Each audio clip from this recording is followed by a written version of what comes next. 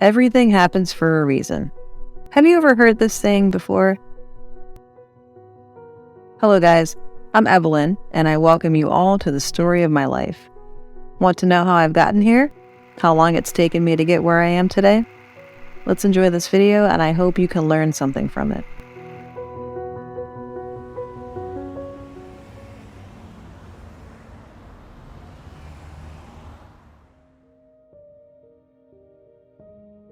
Everything happens for a reason. I can't count how many times I've been told this. But there's one thing I know, that saying has played an important role in my whole life. Hello everyone. My name is Evelyn Carter, and I am a CEO of an educational agency. To become the successful woman I am today, I had to go through many ups and downs in my life.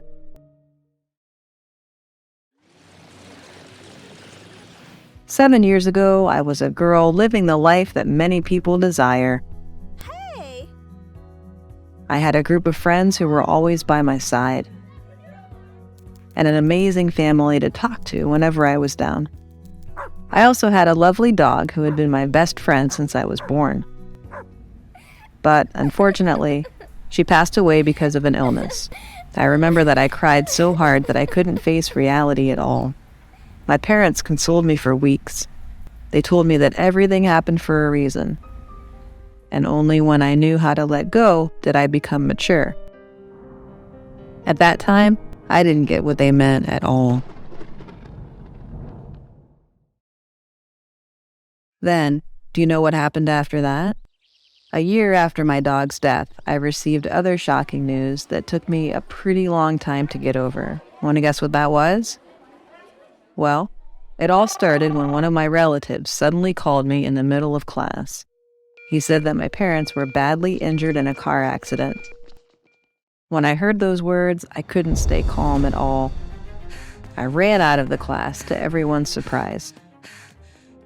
But when I got to the hospital, it was just too late. The doctors said my parents couldn't make it.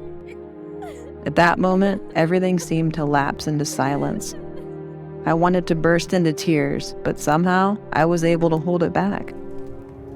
And guess what? After my parents left this world, I was depressed for many months.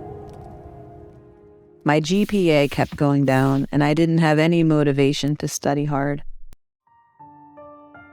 I locked myself in my small dark room and avoided communication as much as possible. Then, I indulged in alcohol and nightclubs so heavily that I almost felt insane. My body begged me to stop, but I couldn't control those addictions. Then one day, my body couldn't bear with me anymore.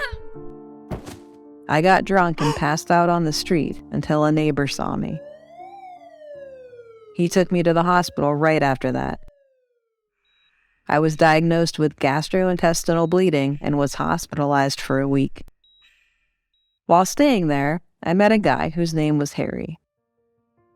He was the same age as me. Harry had been fighting lung cancer in his hospital for years, but he always greeted everyone there with a big smile.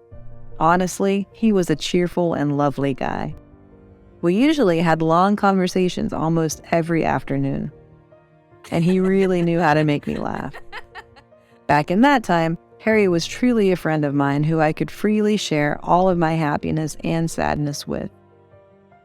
One day, Harry told me that he could finally be discharged from the hospital.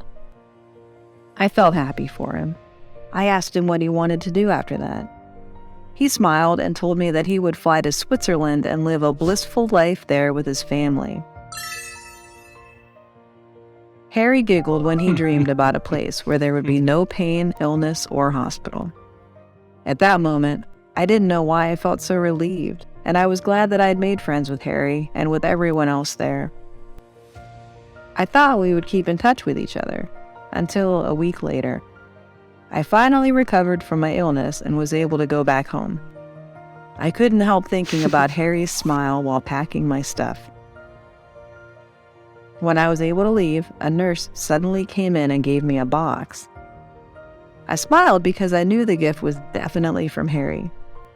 It should have been something from Switzerland, but unexpectedly, the nurse said that Harry wanted to give it to me after his surgery. I know, right? I was surprised too.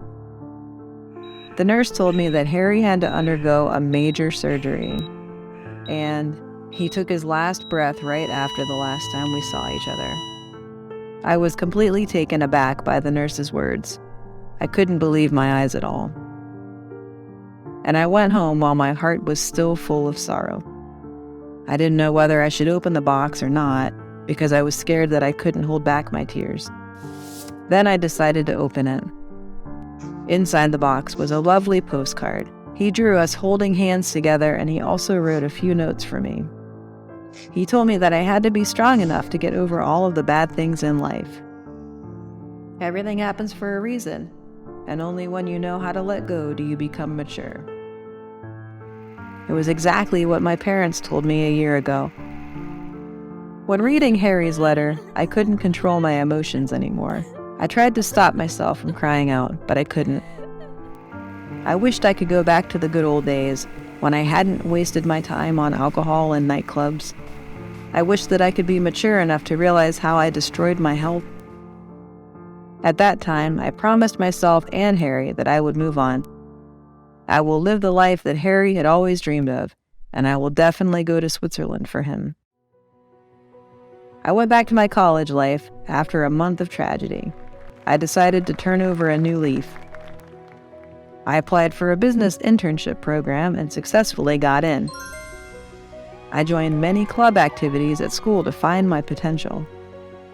I expanded my networking, I went on new journeys and met many new friends. I worked so hard to become who I am today. Now, I finally got what my parents and Harry meant. Everything happens for a reason. I couldn't change the past, but I can choose to move on rather than cry. I couldn't bring my beloved ones back to life, but I can still do something for them by living my life to the fullest. And I believe you guys can do it too. Remember, you only become mature when you know how to let things go. Thanks for listening to my story.